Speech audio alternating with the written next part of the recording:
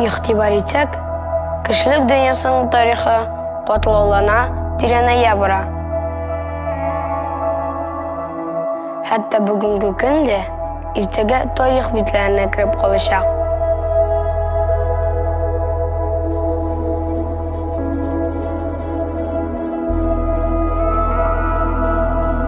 Тарих ул вакыйгалар чылбыры.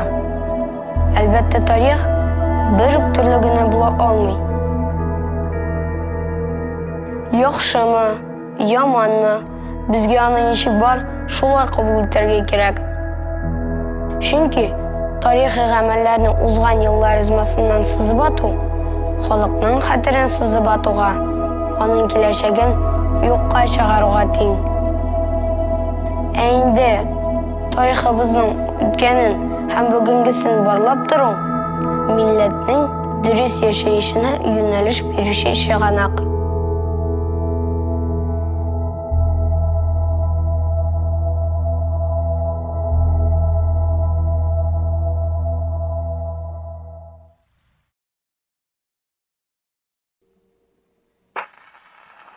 Ulaşmışsa var diler, Tostav bişmetleri tar diler, Jayıkta buyu jau jirlerin, Oykab jirgen şul diler, Ulaşmışsa seni görseydin, Onlarından buyduğu bulsaydin, Orgamak minip, Zan tutup, Jayık javlarında jirseydin. Төрле вакыйгаларга бай булган Рәсәй тарихы Актаныш җирлегендә барлыкка килгән халык авыз иҗатында да чагылыш таба. 1939 елда Пушы авылында язучы һәм галим Мөхәммәд Садри тарафыннан язып алынган әлеге Пугачев һәм алдагы сериядә әйтеп узылган перепись бәетләре ата-бабаларыбызның яшәешен, тормыш көнкүрешен күзалларга мөмкинлек бирә. Мондый жанрда язылган язмалар һәм башка халык мираслары фольклорчыларыбыз тарафыннан безнең якта бик күп табылган. Күпләрнең өйләрендә әле бүген дә тарихи иштәлектәге бәет язмаларын һәм иске китапларны очратырга мөмкин. Безнең халыкның нинди укымышлы икәнен күрсәтергән әйбер Кыссай Юсуфның 19 дәнә күчермәсе Актаныш җирлегеннән табылган. Шушы дәлил безгә аңлатып тора, безнең борынгы бабаларыбыз бик тә укымышлы, бик тә зыялы, бик тә затлы. Актаныш белән, Мөслим, анда Сарман яклары белән кызыксынучылар күп. Бер археологлар гына түгел, тарихчылар да кызыксына, тел белгечләр дә кызыксына, фольклор белгечләр дә кызыксына. Ни өчен? Чөнки аларның һәрберсе тарихка ниндидер бер яңалык өсти.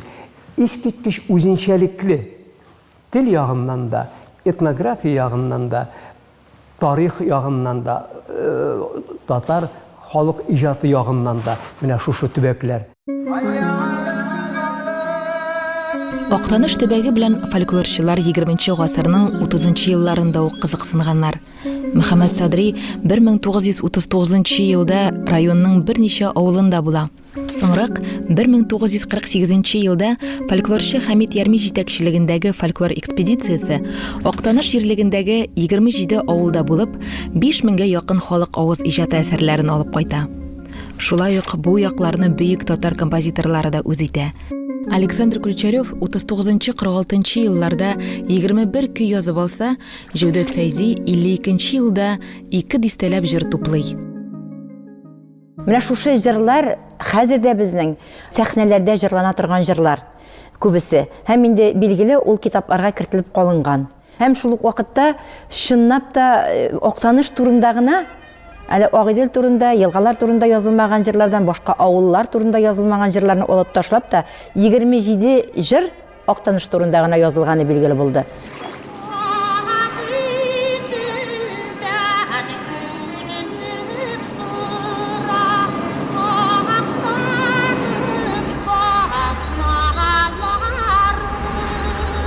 Мен әле башлангыч мәктәптә генә укый башлаган идем. Бик популяр җыр бар иде. Әлфия Авзалова шул тикле матур тавышы белән җырлый иде Актаныш басмаларын. Басма дигән нәрсәне беләм инде мин. Актанышны әле ишеткәнем юк иде. Мин әтидән сорадым, нәрсәсе ул Актаныш, ни өчен аның турында җыр чыгараннар дип. Әти өзіне көрә өзінше аңлатып берді енді Ақтаныш шундай матур бір ауыл дейді ол. Менә шушы жыр арқылы мен Ақтаныш белән әкренләп таныша башладым. Әйе, нәкъ шушы җырлар аша дөньяның төрле төбәгендә яшәүчеләр Актанышыбыз турында беренче тапкыр ишеткәндер дә инде. Һәм үзенчәлекләргә бай булган телебезгә дә нәкъ шушы җырлар аша кызыксыну уянгандыр. Актаныш төбәге үзенең шундый татарча сөйләшүе белән безне бик нык үзенә каратты. Дөрия Бәйрәм кызы Рамазанова, филология фәннәре докторы, профессор, Галимҗан Ибраһимов исемендәге тел, әдәбият һәм сәнгать институтының баш фәнни хезмәткәре, Татарстан Республикасының атказанган фән эшлеклесе, Татарстан Республикасының атказанган мәдәният хезмәткәре, 600-дән артык фәнни эшләр, шул исәптән 5 монография, 30-дан артык китап авторы. Галимҗан Ибраһимов исемендәге тел, әдәбият һәм сәнгать институтының 2012 елда Актаныш районында үткәрелгән экспедициянең җитәкчесе. Хәзер күп кенә төбәкләрдә, бигрәк тә менә чит өлкәләрдә, чит перифериядә яшәгән төбәкләрдә рус сүзләрен кушу, руслаштыру кебек чираклар хәзер телгә кереп китте. Безнең татар теле тәрҗемә телгә әйләнеп бара бит инде. Менә кысанча каршы. Менә Актанышта әле моның тәэсире юк. Анда бик матур татарча сөйләшәләр. Телләрен хөрмәт итәләр. Гырыф-гадәтләрен саклыйлар. Менә шушы яктан Актаныш төбәге бик уңай шундый тәэсир калдырды. Территориаль лингвистик принциптан чыгып, татар телен галимнәр 5 диалектка бүләләр. Көнбатыш, Тубыл-Иртеш, Бараба, Том һәм Урта. Болгар бабаларыбызның дәвамчылары булып саналган урта диалект вәкилләрен Казан татарлары дип атау гадәткә кергән. Актаныш төбәге халкы урта диалектның минзәлә сөйләшендә аралаша. Әлеге сөйләшне тикшерүче галимнәр аның әдәби телгә якын булуын ассызыклый. Бу фикерләр татар теленең диалектологик атласы материаллары белән дә раслана. Зур территориягә таралган минзәлә сөйләше Татарстанның Кама аръягы көнчыгышын һәм Башкортстанның Ык бассейны көнчыгышындагы полосаны үз эченә ала. Актаныш төбәге ул борынгы төбәк, борынгы тормыш яшәеш урыны ул. Борынгыдан килә торган яшәеш урыны. Борынгы заманнарда монда фин-угырлар да яшәгән бит әле һәм аларның үзенчәлекләре килгән ниләрне төрки халыкларының ниендә сакланып калган, кирип калган, барыбер керә калган. Вот. Һәм ул сакабызы мизелә сөйләшенең бер күрсәткече булып тора. Телдә бик нык үзенчәлекләр бар безнең. Бер генә районда башка барың, утырың, кайтың дип сөйләшмәй. Рөстәм Робсон улы Мусин. Тумышы белән Актаныш районы, Актаныш авылыннан. Актаныш технология техникумы тарих укытучысы. Безне әйтәселәр килә инде башкорт теле белән сөйләшәсе дип. Мин кискен каршы төшеп чыгам инде, чөнки Габдулла Тукай да тик генә тавыкларын җырлай дип әйтмәгән. Шуңа угаш берничә башкорт теле дип әйтелмәсен мин моны. Дөрестлектән ерак булган бу фикерләрне бүгенге көндә дә еш ишетергә туры килә. Шуңа күрә әлеге урында телебезнең тагын берничә үзенчәлегенә кагылып узу миңа калса урынлы булыр. Беренчедән, бездә урта диалектка хас җиләштерү үзен көчле сиздерә. Мәсәлән, арҗак, аръяк, җул, юл, җаулык, яулык, җомран, йомран, җылак, йылак. Бу үзенчәлек Актаныш төбәге сөйләм телен җ авазы бөтенләй әйтелмәгән башкорт теленнән катгый аерып тора. Икенчедән, һәрберебезгә дә таныш булган нәмә һәм нәмәкәй. Мисал өчен, Актанышта сөйләшкән вакытта, нәмә сөйләшкән вакытта үз дусыма сөйләшәсең. Инде читтә кеше булса, нәрсә? Ул уже ничектер безгә авыррак яңгыр яуны шаптыр шулай килгәнгә бездә нәрсә дигәч уже кеше тегән ничектер сиңа теге негативрак сөйләшкән тыйла. Нәмә дигәч инде үзе бишәрәк нәмә. Ленар Наил улы Хөсәенов. Тумышы белән Актаныш районы, Актаныш авылыннан. Сәләтле балалар гуманитар гимназия интернат тәрбиячесе. Гыйлем интернет проектын башлап җибәрүче. Татарстан Республикасы өчен 50 иң яхшы инновацион идея бәйгесе җиңүчесе. Инде теге башкортка якын булган кеше нимәдән чыккан дип әйтмәкче булалар. Минем уйлавымча ул нәмә ул ничектер үзенчәлекле бер бит, чөнки башкортта бит нәмә дип сөйләшмиләр, нимә дип сөйләшәләр. Нәмә Нимәләр, алар борынгы төркитләрен борынгы чорында нә булган инде. Мә соңыннан аңа өстәлеп киткән нәмәгә кирәк сиңа фәлән дигән менә шулай әйтү. Ләкин менә шушындый бер сүз белән генә карап, башкорт теле белән якын дип әйтергә ярамый. Уртаклык менә әзерәк табыла. Менә бу инде башкорт теле уртаклык. Ләкин башкортларның үзләрендә дә төрле сөйләшләр бар. Һәм анда нимә формасын әйтми торган сөйләшләр бар.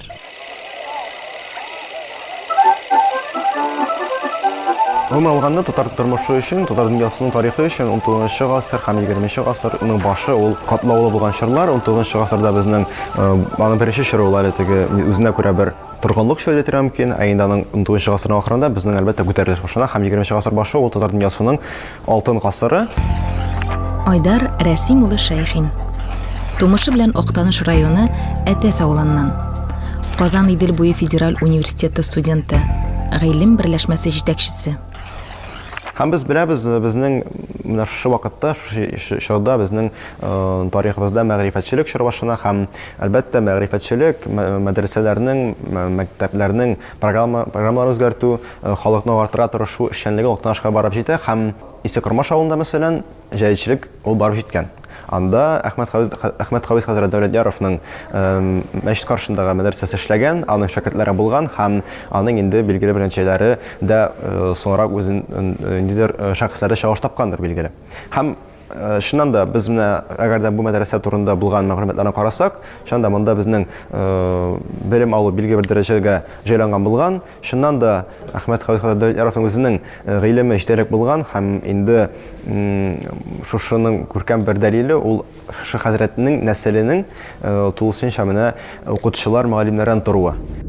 Бу чорларда 109 авылга 11 мәдрәсә һәм 53 мәктәп булган. Мәчтидә, Пущыда, Яңа Әлемдә, Адайда, Байсарда, Мари Сууксуда рус-башкорт, татар, рус-мари мәктәпләре эшләгән. Шулар өстенә һәр авылдагы мулла һәм абыстайлар балаларга беренчел белем, дин нигезләрен өйрәткәннәр. Инде Актанышның үзенә килгәндә 1846 елда мәчет һәм аның каршында ир балалар һәм кыз балалар мәктәбе булуы билгеле. Башка юнәлешләргә килгәндә 1848 елда Актаныш авылында тимерче алачыгы исәпкә алынган. 1906 елда земство почта телеграф бүлекчәсе, эш бакалея, 2 мануфактура кибетләре, шәраб һәм сыра лавкалары, ашлык киптерү бинасы, 2 җил тегермәне, печән кабул итү пункты, базар һәм сентябрь аенда ярминкәләр оештырылуы билгеле. Уңай җирдә урнашкан Актаныш җирлеге шулай ук сәүдәгәрләрне дә үзенә җәлеп итә.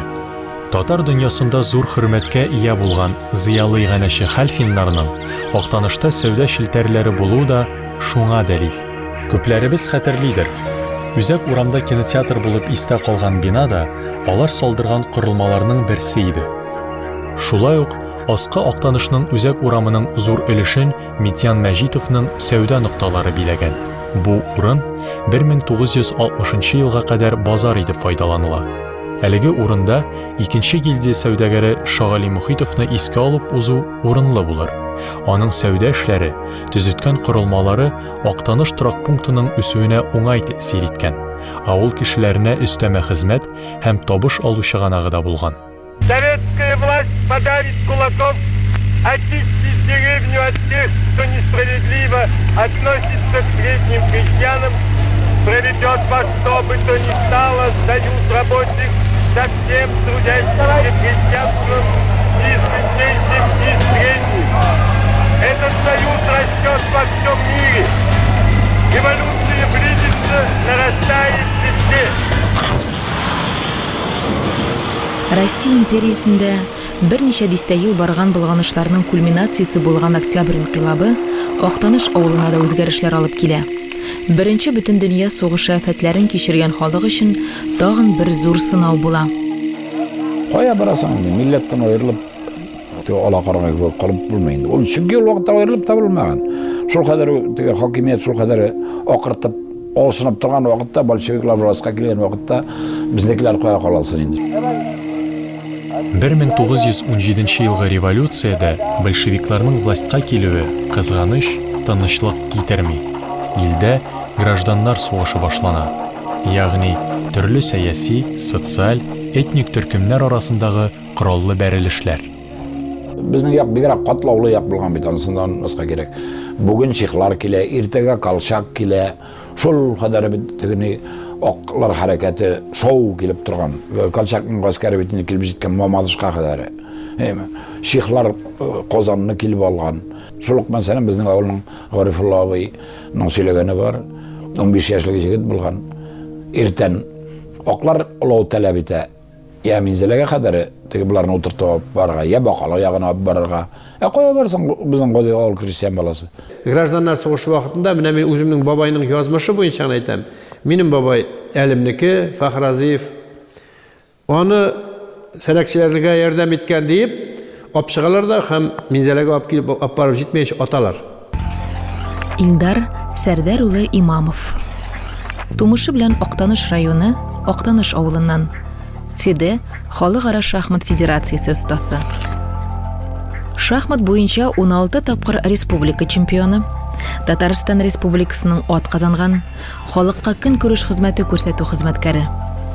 Менә гражданнар сугышы вакытында, менә 20-нче елларны, 25-нче еллар сәнәкчеләр дип, просто әле ярай минем бабайны минзеләгә дикләп барганнар. Шитәннең тиягына чыгып ата торган булганнар. Сәнәкчеләр ул инде тимәсә ул Башкортстаннан килгән Оренбург якларыннан. Ул килгән Уфадан, Уфа юлыннан нигә Яркәйгә, Яркәйдән Аккүз якларына шул тирәдән узып киткән ул. Марат Әмирхан улы Әмирханов.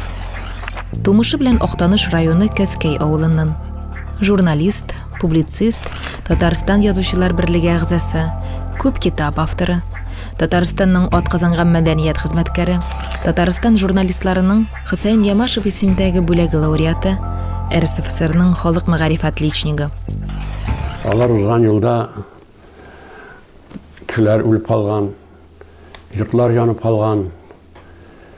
Чөнки сәнәкчеләр ул җирле халкына түгел, сәнәк тотып җир өчен генә көрәшкән түгел. Ул совет властына каршы кешеләр оештырган менә синфи көрәш бу. Аның башында гвардиячылар торган һәм теге җирле крестьяннарны алар бик нык файдаланганнар инде. 1921 елдагы корылык, берничә елга сузылган гражданнар сугышы, яңа хөкүмәтнең дөрес сәясәт алып бармавы, Россиянең 35 губерниясенә, ягъни 90 миллион халык яшәгән территориягә ачлык китерә. Нәтиҗәсе 5 миллион корбан. Шул исәптән Актанышлылар да. Актаныш авылында яшәүче халык санына игътибар итсәк, 1920 елда 1739 кеше яшәсә, 1926да инде 1274 кенә. Ул вакытта авылның юлбашчылары авылны тотып торган кешеләр муллалар. Чөнки мулла бит ул мәчеттә генә теге вагыз укучы гына түгел, ул бит мәдрәсә тотучы да. Мәдрәсәнең мөдире дигән сүз, мөдәррис дигән сүз. Шул бит инде. Шуңа алар теге мәдрәсәләр бит нинди бай шәп мәдрәсәләр булган. Шул безнең теге менә кантон үзәге дип телгә алган Мәчти авылында да, безнең Байсар авылында да, Такталашыкта да. Ләкин бит менә Сайд власты килүгә ниләрне муллаларны алып китеп ата башлаганнар. Безнең Байсарның да Бектемир мулланы алып китеп атканнар, мен беләм. Ул бердән бер генә кеше дә түгел. Оннан соң бит инде теге байларны, элек авылда тоткан байларны һәм бүтән төбәкне тоткан байларны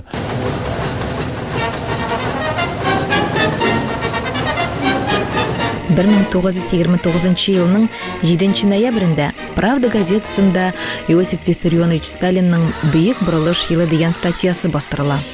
Күпчелек тарихчылар фикеренчә, 1927 елда Бөтен Союз коммунистик большевиклар партиясының 15-нче съездында кабул ителгән күмәкләштерү курсы шушы статьядан соң илдә киң җәелдерелә. Инде 1918 елда ук ярлылык комитетлары башлаган кулаклар белән көрәш бу чорда аеруча куркыныч төсмер ала.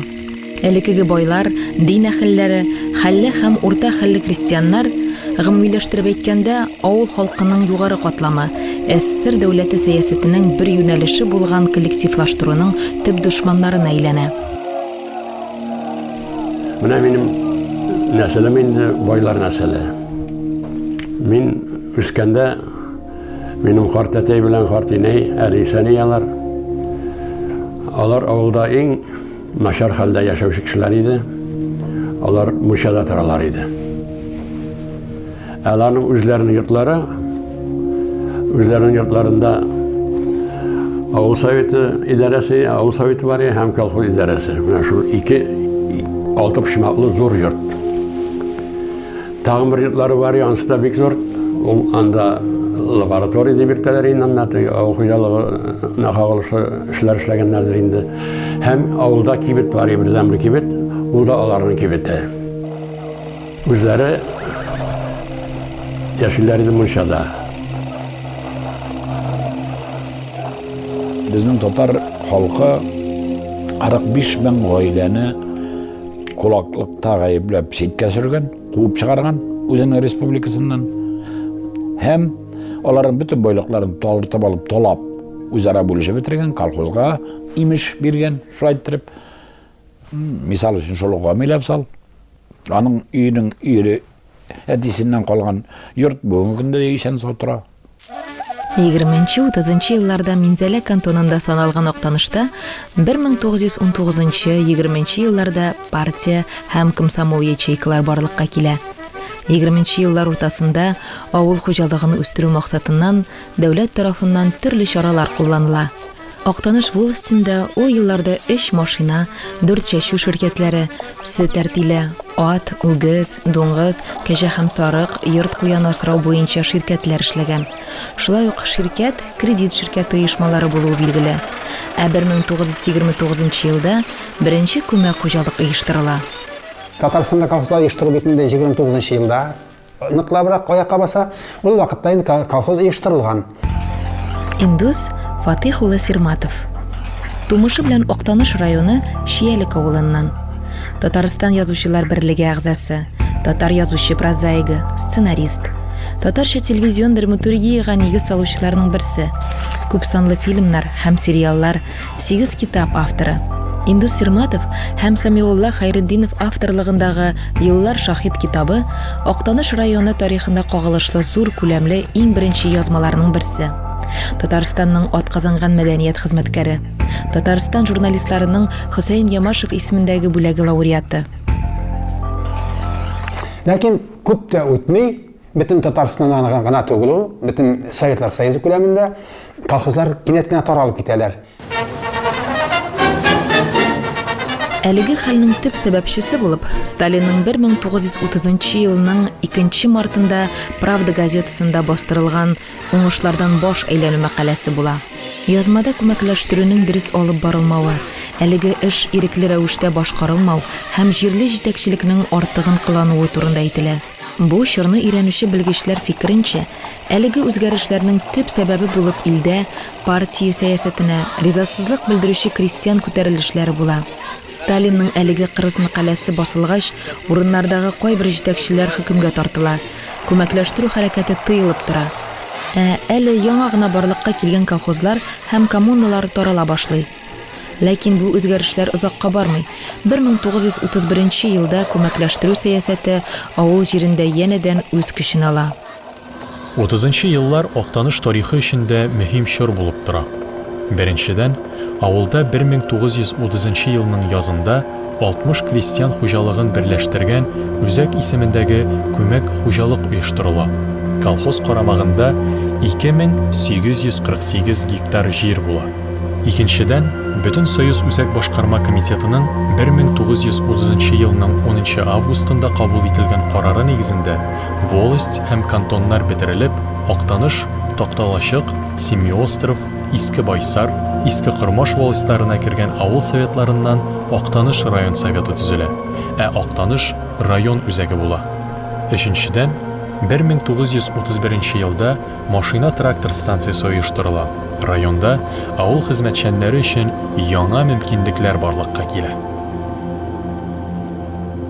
Birinci traktör кайтты Яңа Әлемгә 1931 елына. Вәгыйз Мирзаян улы Малихов. Тумышы белән Актаныш районы Яңа Әлем авылыннан. 1952-60 елларда колхозник ударнигы газетасында җаваплы сәркәтип, мөхәррир урынбасары һәм мөхәррир. 62-64 елларда Коммунизм таңы район-ара газетасы мөхәррире булып эшли. Татарстанның атказанган авыл хуҗалыгы хезмәткәре, Россиянең мактаулы ветераны, 2 почет билгесе ордены, 13 медаль иясе. Әдият абый Хабибуллин алып кайтты, колесный тракторны. Аны инде күрергә җыелган халыкны белсәгез сез. Трактор беренче тапкыр бит ул, үзе йөри торган. Теге шпорлы. Әкәмәт булды. Авыл хуҗалыгына ярдәм максатыннан 1927 елда Украинаның Шевченко совхозында 10 трактордан торган отряд оештырыла. Һәм шул базада колхозларны техника белән тәэмин итү максатыннан 1928 елда СССРда беренче машина трактор станциясе төзелә. Ил җитәкчелеге авыл җирлеге өчен әлеге тәҗрибәнең зур файдасын күреп, 1930 елдан ил буенча МТСлар төзүгә зур игътибар бирә. Жырлар җиңсызганып эшләп йөри кыршылар, җырлар җиңсызганып эшләп йөри кыршылар, җыры белән хезмәтне бәйләп шат яши колхозчылар. Актаныш МТСында 1931 елда 34 трактор, 1 автомашина, 56 трактор сабаны, 17 шәшкеш, 10 печән чапкычы барлыгы теркәлгән.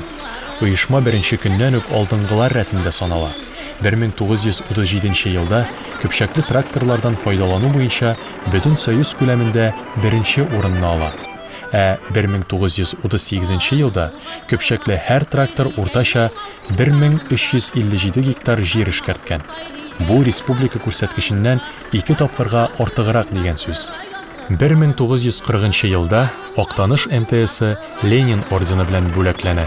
Оешманың алдынгы эшчеләре беренче көннән башлап ук авыл кешеләре өчен чын каһарманга әйләнә. Зияй Хавитов.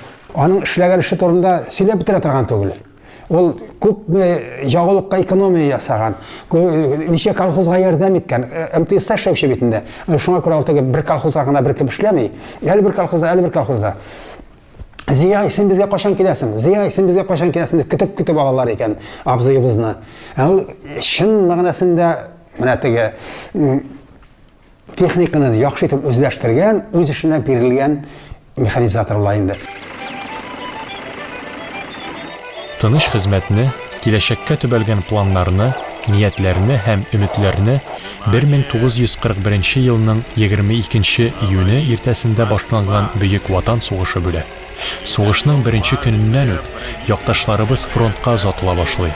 Шул ук МТС оешмасындагы эшчеләрне генә алсак та, тиз арада өстәмә белем биреп, ир-атларын хәрби техникага утырталар. Хатын-кызлар калды бит инде. Не тракторда 18 трактор бар иде. Колесный трактор, бер натай тракторы бар иде, аны алып киттеләр. ШТЗ бар иде, аны да алып киттеләр. Менә тракторда эшләүчеләр хатын-кызлар басына. Чыннан да 1940 елда колхоз басуларында МТСның 47 тракторы эшләгән булса, 2нче елны бу күрсәткеч 41гә кала. 7 автомашинаның 6-сы фронтка озатыла.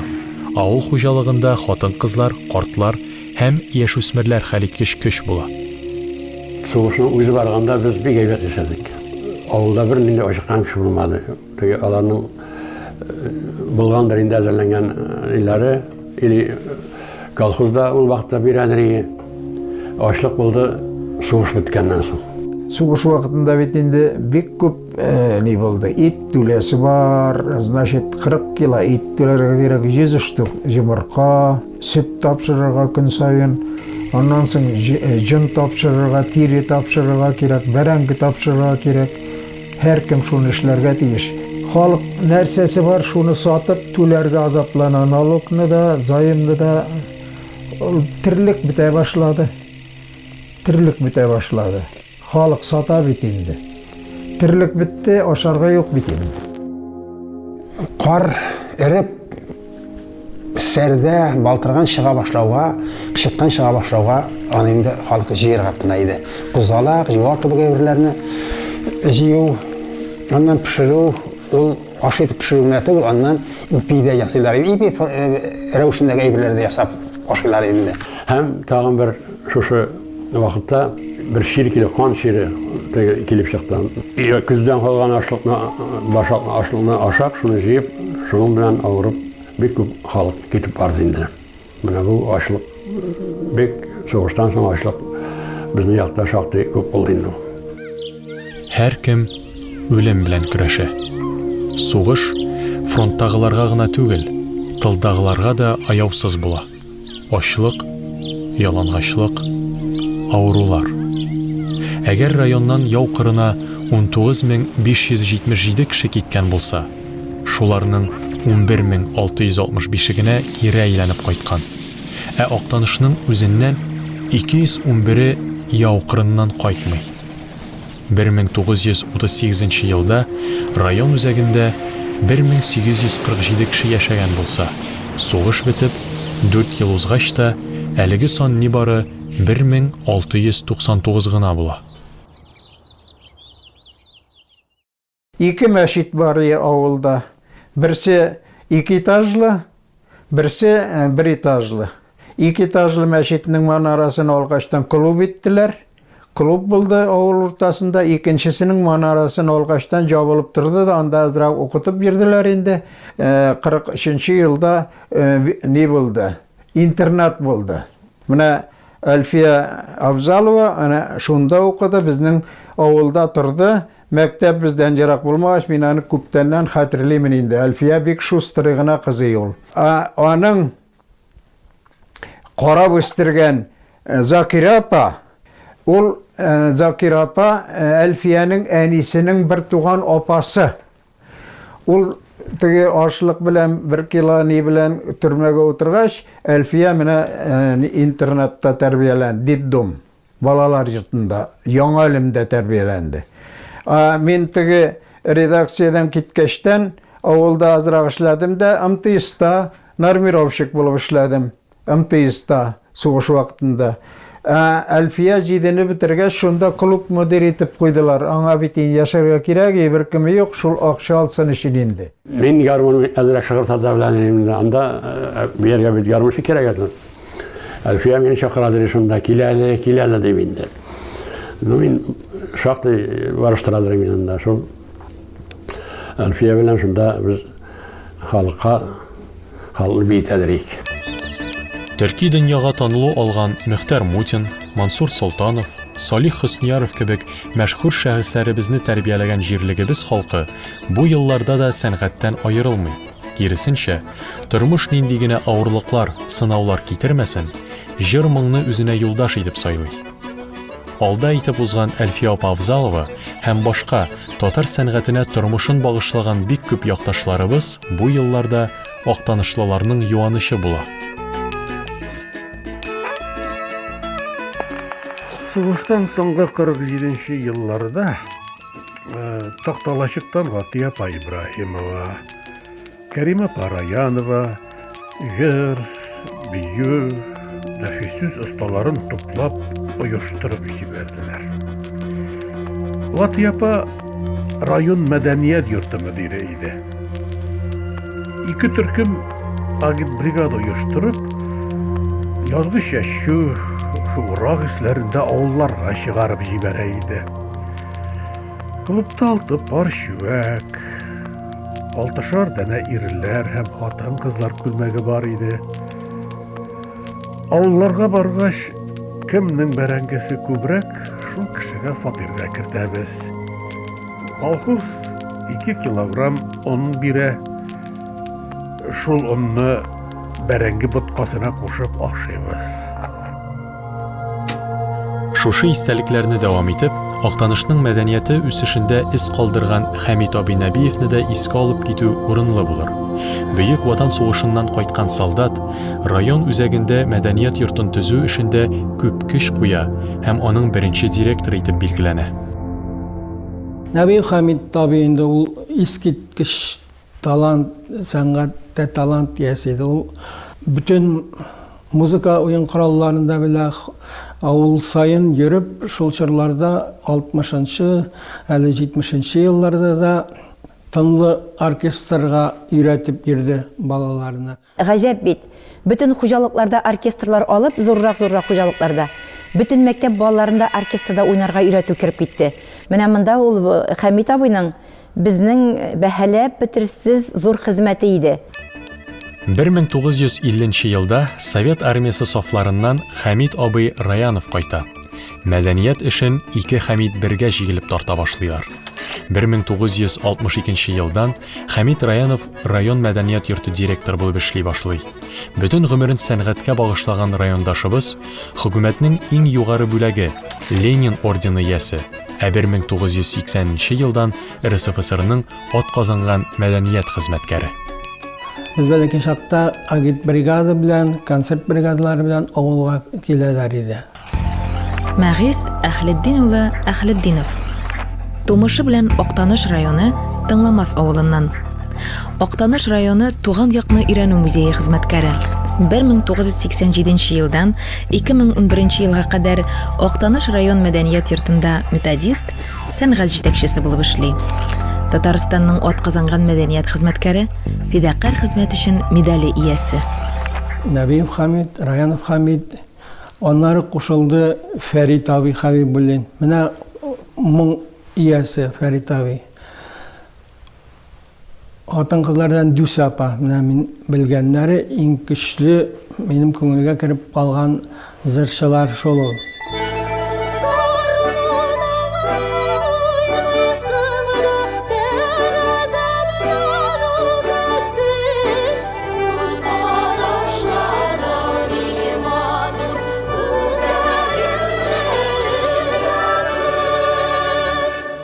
Бүгенге көндә бөтен дөньяга сибелеп яшәүче татар халкына таныш булган Агыйдел дәүләт җыр һәм бию ансамбльның шишмә башы нәкъ шушы чорларга барып тоташа.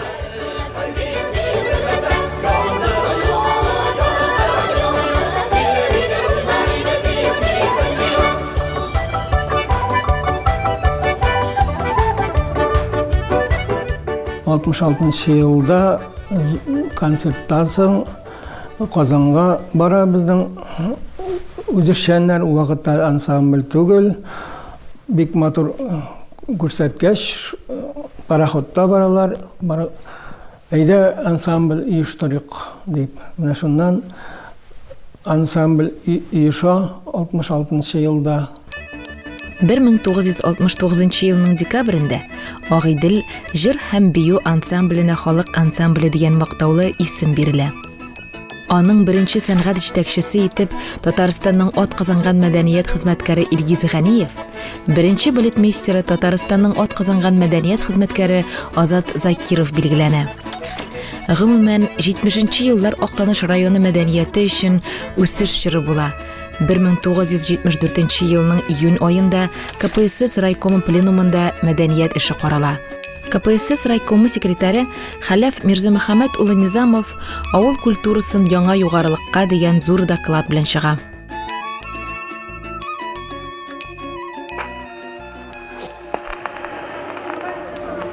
Иптәшләр, бу юнәлеш буенча без зур җиңүләргә ирештек.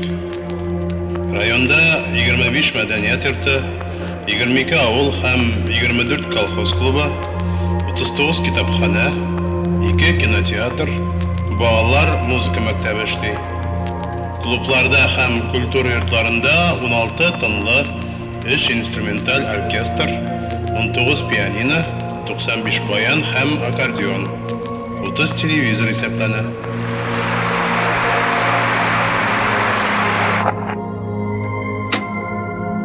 Агыйдел җыр бию ансамбленең алай барлыкка килүе, алай итеп куәтләнеп китүе һәм дә бик көчле эшли башлауы гомумән ул үзебезнең шушы Актаныш җирлегенең җитәкчеләреннән тора. безнең Хәләф Мөхәммәдович Низамов һәр биюне үзе карап, һәр җырчыны үзе барлап, менә шулай итеп кабул итеп, шушы ансамбльгә игътибар итүе нәтиҗәсе дип уйлыйм. Һәм аннан соң менә безнең Фаттахов Иңел Навабулы, менә ул да безнең гомумән җыр биюгә сәләтле, гаиләсе белән сәләтле, ул яктан һәм аның да көчле игътибары белән менә бу шушы мәдәният өлкәсендә Актанышның тагын бер кабат көчле куәт алуы, тагын бер кабат үсеп китүе менә шушы чорга туры килде дип әйтәсем килә.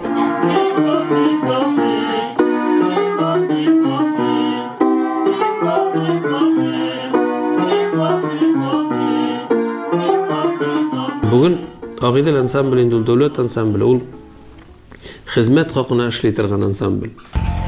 Фаил Мисбах улы Камаев, Тукай районы башкарма комитеты җитәкчесе. 2013-17 елларда Актаныш муниципаль районы башлыгы, Казанның 1000 еллыгы истәлеге медале иясе. Анда яшьләр килә, анда профессионаллар килә. Но аның тегесе бит инде просто менә шушындый башлангычта кешеләр бер максатка төбәп җыелган кешеләрнең бушка хезмәт кую нәтиҗәсе. Алар акча сорамаганнар.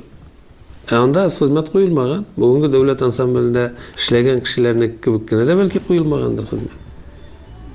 Менә ул шуннан дәвам итә. Ул көннән-көн алга таба барырга тиеш, һәм ул безнең бер бренд булырга тиеш. Агыйдел җылгасы, Агыйдел ансамбле, ул безнең бер таныта торган тамга. Агыйдел ансамбле кая? Актаныштан. Агыйдел җылгасы кайда да Актанышта. Ул шундый булырга тиеш, шундый булып калырга тиеш. Һәм менә бу эшчәнлекнең дәвамы шушы хәзерге бүген Агыйдел ансамблендә дип әйтәсем килә.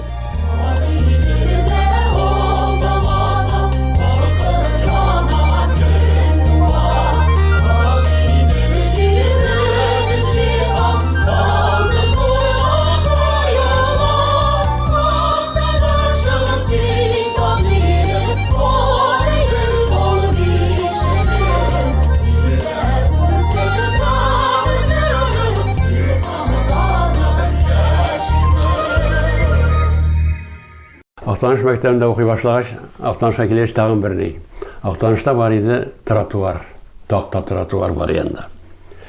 Аны аста райком бинасы бар иде, райисполком бинасы, ул 2 катлы иде.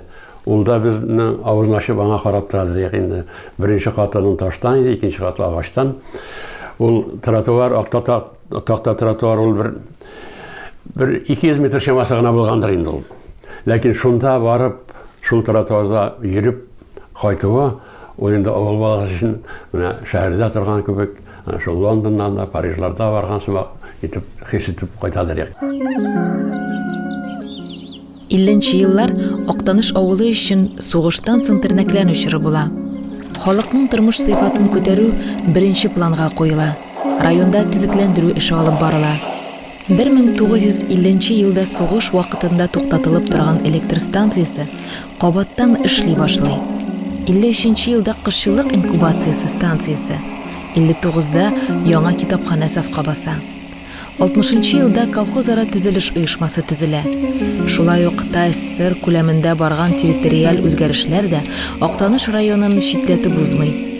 54 еллардан башлап республикада районнарны эреләндерү башлана. 1935 елның 10 февралендә Минзәлә һәм Актаныш авылларының бер өлешен туплап барлыкка китерелгән Калинин районы 59 елның 12 октябрендә бетерелә. Аның авыллары инде Байсардан башлап аңа керәдер, сәфәрләр анда керәдер, кадермәтләр анда керәдер. Менә бу Зөбәйрләр, Түкеләр анда керәдер, Әтәсләр анда керәдер. Калинин районы биткәндә жартысын Актанышка бирделәр дә.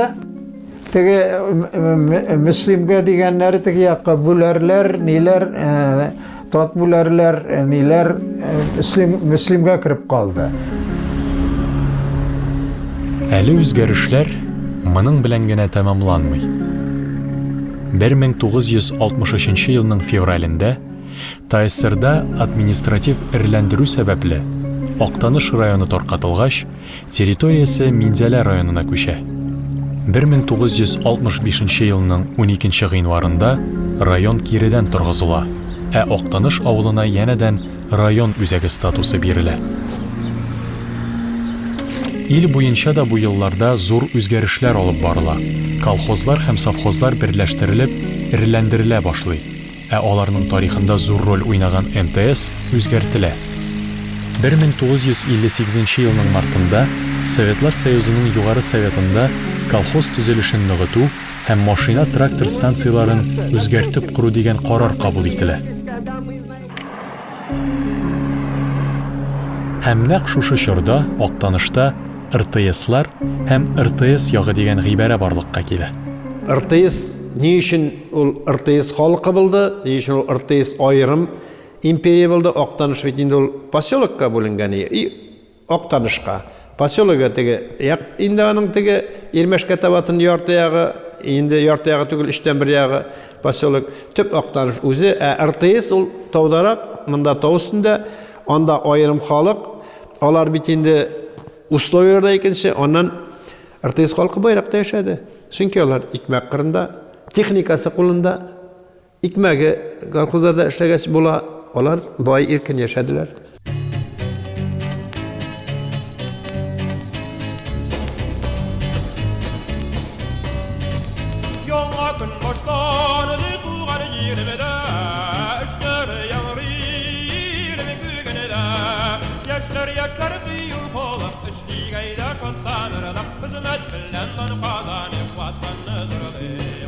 Заманында республиканың үрнәк оешмаларыннан булган Актаныш РТСының даны бик еракларга барып ирешә. Күпләр әлеге уңышларны озак еллар буе аның җитәкчесе булган Имаметдин Низаметдин улы Билалетдинов белән бәйли. Менә без аны Билалетдинов абый дип йөртәдерик. Бик җитәкче кешеләрне элеккерәк шулай иде. Менә айрым бер шәхесләрне генә фамилия белән йөртәләр. Бик акыллы кеше. Гадел Касыйм улы Салахетдинов 1963-94 елларда Актаныш районы Кызыл Көч колхозы рәисе. ТССРның атказанган җитәкчесе, Ленин ордены, 2 хезмәт кызыл байрагы белән бүләкләнгән. Актаныш районының мактаулы гражданы. Ул безнең районның бердән-бер мишәре, Ичеш сайдан килгән. Ул татарча сөйләшергән. Менә Билалетдиновның төп үзенчәлеге шунда, ул фәнни нигездә һәм ничек кирәк, нәрсә кирәк, шул нигездә эшләнгән кеше ул. Бөтен әйберне алдан уйлап, менә аның кырылган, төзегән әйберләре беренчесе ул кешеләрне күздә тотып эшләнгән. Кешеләргә эш урыны, эшләгән урын әйбәт бит. Анда бит бер генә дә таш бира юк дип әйтергә буладыр. Ничә жаңа корпуслар, жаңа биралар эшләнде. Барысы да мәһабәт җиренә җиткереп, бөтен шартларына туры китерелеп. Беренче спорт комплекс анда төзелде. Аны беренче хоккейный площадка, спортны күтәрүдә, шәхескә мөмкинлекләр тудыруда Имаметдин Низаметдиновка тиңнәр юк иде. Аның белән тиңнәп тә булмас дип уйлыйм. Колхозларга килеп алар отрядлар оештыру шул Билалетдинов чорында булды бит. Терлек азыклары хәзерләү буенча отрядлар эшләде, һәрбер колхозга барып. Анда клуб мөдирдәшеп китәдер, үзенең бригадасы белән. Спорт буенча җитәкче дә анда чыгып китәдер, комбайннар эшләргә. Менә шуңа күрә эшне, ялны, мәдәниятне, сәнгатьне, спортны бер тигез даим алып бара торган җитәкче иде ул.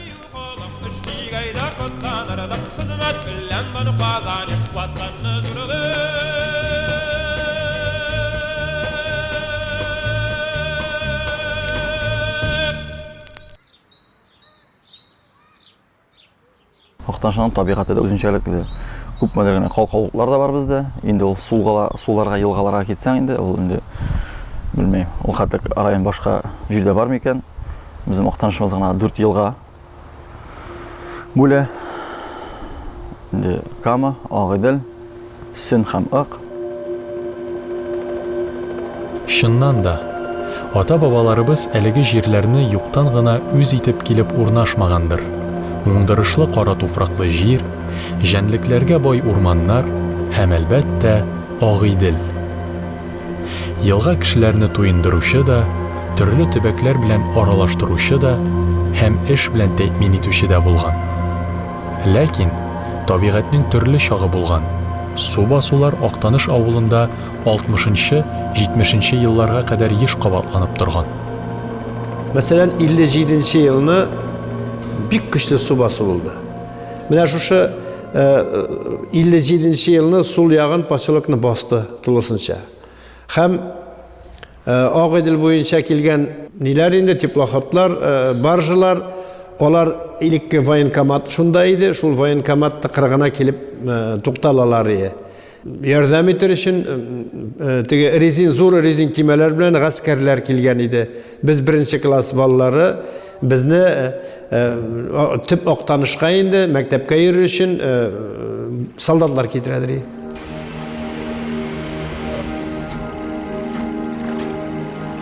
1963 елда республикада Түбән Кама гидроэлектростанциясе төзелә башлый һәм аны тиешенчә эшләтү өчен 1979 елга Түбән Кама сусаклагычын төзеп тапшыру бурычы куела. План буенча Татарстан, Башкортстан һәм Пермь өлкәсенә кергән 173 мең гектар җир су астында калырга тиеш була. Бу җирлекләрдә алдан әзерлек эшләре башлана. Урманнар киселә, юллар, электр һәм элемтә линияләре яңа урыннарга күчерелә, торак пунктларны җимереп, җирле халыкны башка урыннарга урнаштыру башлана. Әлеге торак пунктлар исемлегендә Актанышта була. Ул су басуга безнең районның 30 меңнән артык авыл хуҗалык җирләре басылырга тиеш булды. Бик күп авыллар күчерергә кирәк булды. Сагына Вискала торган Дербышка авылы, элекке шәр дип әйтгәндә, Урьяда авыллары, ниләр, Таташбиләр, бөтенесе дә юкка чыкты һәм аларны күчереп бетерделәр. Минзәлә елгасы белән елгасы тамагыннан гына да 17 татар авылын күчерделәр. Теге Одай авыллары, Бекшенте авыллары, анда тагын ничә авыллар башта бит менә шу елга буенда, елга ярына терәлеп яшәгән. Аннары аларны тау башына күтәрделәр. КПСС райкома, район совет башкарма комитеты бу Авропалардан чыгу өчен КПССның Татарстан өлкә комитетына, Татарстан министрлар советына язмаша мөрәҗәгать белән чыкты. Баязит Шәймәрдан улы Мөхәммәтов. Тумышы белән Актаныш районы Югары Богада авылыннан. 1969-87 елларда халык депутатларының Актаныш район советы башкарма комитеты рәисе. 1987 елдан 2003 елга кадәр Актаныш һөнәр училищесы директоры вазифаларын башкара. Татарстанның атказанган мәдәният хезмәткәре, Россия Федерациясының мәгариф отличнигы, почет билгесе, хезмәт кызыл байрагы, Татарстан Республикасы алдындагы казанышлары өчен ордены иясе. Актаныш авылының бер урамы Баязит Шәймәрданов исемен йөртә. Актаныш районының мактаулы гражданы. Ondan indi жайы келген сайын КПСС өлкә комитетының бірінші секретары Фикерт Ахметжанович Табиев белән Татарстан министрлар совет председателінің Гомер Исмәгыйль Усманов белән айрым сөйләшүләрдә алып барылды.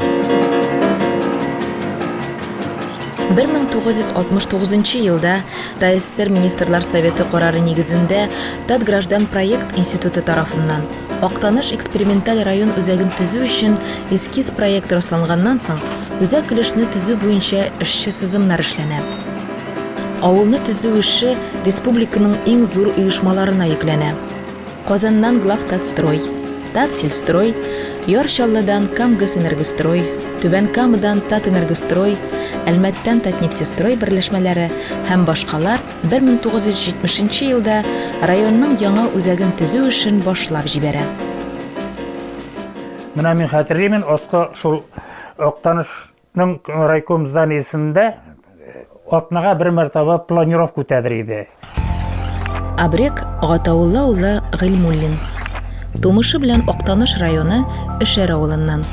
25 ел Актаныш районы партия комитетының җаваплы урыннарында хезмәт итә. Ничек үске Актаныш төзелә? Кайсы оешма җитәкчеләре Шаллыныкы, Казанныкы да бар инде анда бер-ике. Шулар отчет ятырганнар иде. Район үзәген су белән тәэмин итү өлешен тулысынча мелиорация су хуҗалыгы министрлыгы. Аның министры үзебезнең райондаш Минтимер Шәриф Шәймиев булды. Алар инде бик күп көч куйдылар. Район үзәген су белән тәэмин итү мәсьәләсен бик уңышлы хәл иттеләр.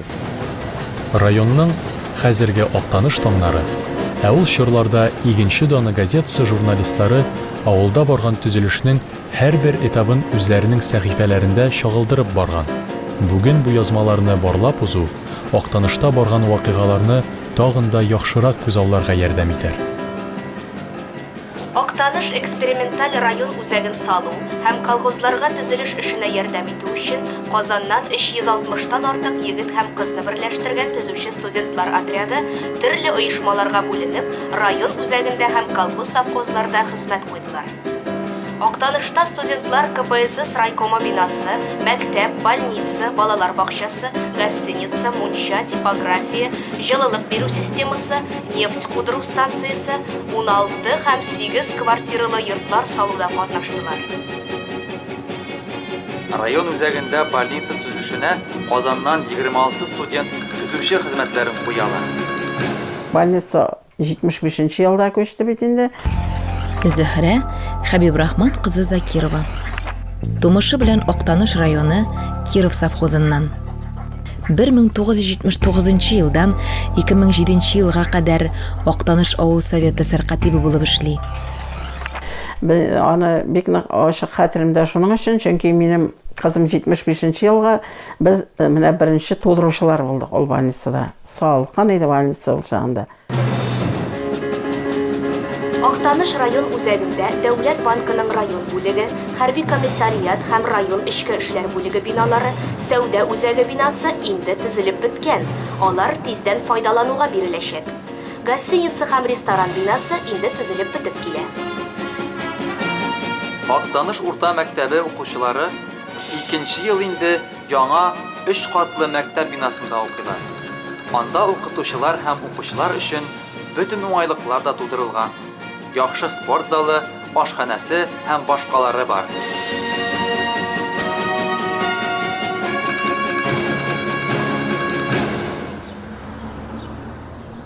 Менә бу миләшләр ничек барлыкка килде. Миңа бер дус бергә Паршкода укыган җегет балык бистәсендә эшләгән. Собада эшләгән. Хәзерге президентыбызның аның әтисе Миннеханов Нургали булып чыкты. Шуның белән таныштырды мине. Шуннан моның кырына китте, бик яхшы каршы алды бу егет. Сөйләшеп киттек. Нинди декоратив агачлар урамлар өчен әйбәт була. Миңа тулысын тотты да әйтте. Иптәш Мөхәммәтов, агачлардан иң уңайлысы, иң моторы кышта кызыл, җәйдә кызыл. Бuna şu kızıl mileşlerini как яхшы декоратив ağaç olarga tutun dedi, olarga otur dedi. Татарская АССР.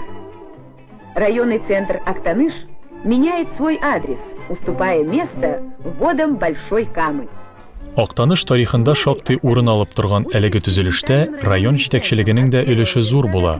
Шул елларда бер артлы партия райкомының беренче секретарьлары булган Салих Гарифулла улы Сафин, Мәхмүд Гариф улы Сәмигуллин әлеге вакыйганың эчендә кайныйлар. Халык хәтере бу үзгәрешләрне бик күп еллар буе халык депутатларының район советы башкарма комитетын җитәкләгән Баязит Шәймәрдән улы Мөхәммәтов белән дә бәйли. Түрсән дә ул бит инде аның туган җире дөрестән дә Актаныш, ул Комсомолдан башлап Актанышны шулар төзегән бит инде. Шул төзегән дип әйтсәк дөрес була торгандыр. Инде 18 ел исполком председателе булып ул башта үзе бер геройлык. Аның ген паенын, һәрбер ген планның өтөрнә хәтле үтәлешен тәэмин иткән, әгәр дә андый принципиальлек булмаса, Актаныш хәзер матур дибез, андый ген проект буенча Актанышта төзелмәгән булыр иде. Һәм ул чорда бик күп капиталь салымнар үзләштерелгән бит инде. Ул юллар, ул күперләр, ул вакытта производство помещениялар, тораклар, ул мәдәният йортлары, мәктәпләр, Актанышта бик күп төзелеш. Актанышта мин үзем дә әйтеп торасым килми. Ул эшләгән чорда бик күп эшләр эшләнгән, конечно. Актанышның маяғы инде ул. Актаныш иткән кешеләрнең берсе. Дөресен әйткәндә, теге бер образга әйләнгән кешеләрнең берсе. Күпме тырышып жүреп, үзенең ничек дип әйтим инде, кешеләрне ярату, ниндидер дәрәҗәсе белән, була бит менә шундый кешеләр. Мин әйтер идем, үзен акламаган җитәкчеләр Актанышта бик сирәк булды. Мин әйтер идем, менә район җитәкчеләре Салих Гарифович эшләгән чакларында инде акыллы шундый, аны яратмаган кеше юк. Халат Мухаммедович бик матур эшләде, бик тырышып, җанын тәнен биреп эшләде. Аннан белән менә республикада без инде турыдан-туры безнең минем аппаратта эшләде бит инде. Булган кеше иде. Аннан болай инде әйтергә кирәк бит. Ингел Навапич ничек эшләде. Ул бездә әйтәләр андый кеше турында чырыш кеше дип. Чырыш аны шундый булуы да кирәк бит әле. Ингел Навапич тотынса, теге җиренә җиткермичә туктый торганнардан түгел инде. Районда инде мин 1998 елны Фардиев Илшат Шәйхуллиннан кабул итеп алдым. Барыбер инде эшләгән чорда без төп бурычыбызны куйдык шулай, ул хуҗалыгы буенча без барыбер лидерлыкны бирергә тиеш түгел идек. Беренчедән әйтергә кирәк, минем өчен ул туган район, ул чакта инде безнең беренче президентыбыз Минтимер Шариповичның президент булган чорлары, безнең начар эшләргә берничә хокукыбызны куй, һәм шул рәвештә без эшебезне алып бардык. 1991 елда Советлар Союзының таркалуы аның территориясендә яшәгән халыкны тагын сынау алдына куя. Әлеге елларда барган сәяси үзгәрешләр аркасында туган авырлыклар әлбәттә безнең якларында шитләтеп узмый. 80-нче елларда бөтен Россия ярышларында җиңеп чыгып, РСФСР Министрлар Советының күчмә кызыл байрагына, мактау грамоталарына лаек булган Актаныш районы 90-нчы еллар башында торгынлык кичерә. Инде 90-нчы елларның ахырына җитәкчелекнең алып барган дөрес сәясәтен нәтиҗәсендә Актаныш янәдән күтәрелеш чорына керә. Әйтергә кирәк, барыр шул районнан булгач, ничек итеп шул районда яшәгән халыкның яшәү шартларын яхшыртырга һәм үсеп килүче яшь буынга ничегрәк төплән нигезле белем бирергә алар хакыт безнең алгы планда алып барылды. Шул мәгариф системасы, без системалаштырып бетергәдек районда. База мәктәпләре булдырылды, коррекцион мәктәп кирәдән яшалды, кадет мәктәбе төзелде һәм республикада беренче сәләтле балалар өчен мәктәп барлыкка китерелде. Укчыларның иң зур мероприятиеләренең берсе булган 2002 елда без август киңәшмәсен үткәрдек, бөтен республика мәгариф системасын җыеп, ничек авыл районда мәгариф белем бирүдә нинди яңалыклар бараларны без җыелып күрсәттек, әйтергә кирәк. Шул вакытта инде без төзелеш, социаль мәсьәләләрне хәл итү чагында зур акча, где-то елына 600-700 миллион сум капитал салым үзләштерелә торган, именно социаль объектлар буенча. Аның инде читтә калмады. Спортта да саны гитсәм бик күп спорт ярышлары үткәрергә туры килде, аларны дәвам итәргә туры килде. Россия ярышлары, Россия чемпионнары, дөнья чемпионнары әзерләдек. Мәдәният өлкәсендә милләтебез булган икән, татарын саклау, бөтен Россия татар авылларының конгрессын үткәрү, Актанышта булар барсы да безнең эшләгән чорда алып барылган эшләр дип әйтәсебез килә. Әлеге фильмда без Актаныш районы урнашкан җирлекнең якынча 10 мең еллык тарихын барладык. Әлбәттә, 1-2 сәгать эчендә бар нәрсәне дә күрсәтеп, сөйләп бетереп булмый. Әлеге видеоязманы төшерә башлауның төп сәбәбе якташларыбызның, халкыбызның үз тарихына игътибарын булдыру, аны өйрәнергә теләк тудыру, милләтебезнең үзенә лаек булган тарихын ачу һәм шуның аркылы татарның абруен тиешле баскычка күтәрү. Аны без белеп үсәргә тиеш балаларга, җиткергә тиеш балаларның балаларына. Шулай булмаса, безнең ничек кенә әйтим инде, төп тамырларыбыз каян килгән, нинди халык без, үзебезгә хөрмәт. Әгәр дә үзебезне хөрмәт итмәслек тарихи битләр булган икән тарихыбызда, аларны киләчәктә булдырмау өстендә дә без уйланырга тиеш. Без үзебез турында уйларга тиеш. Һәм Актаныш турында тагын бер фикер. Филология фәннәре докторы, профессор Гомәр Саттаров фикеренчә, Актаныш атамасы Болгар чорыннан калган кеше исеме белән бәйле. Бүгенге көндә әлеге атаманың килеп чыгышы турында игътибарга лаек башка фаразлар да яшәп килә. Ләкин ничек кенә булмасын, районыбызның исеме җисеменә туры килә. Актанышыбыз республикабызның көнчыгыш капкасы. Ак йөз белән каршы алучы, ак дус булып затып калучы. Актаныш ул игенчеләр районы. Уңдырышлы җирләрендә бик күп шәхесләр тәрбияләгән Агыйдел иле. Актаныш ул милләтнең ак иле.